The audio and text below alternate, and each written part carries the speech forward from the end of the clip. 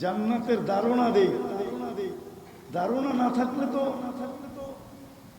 কি বলেন, মনে লাগলেই তো বলতে পারে করি क्या चीज है।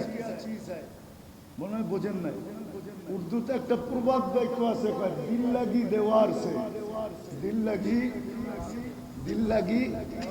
देवार से परी क्या चीज है।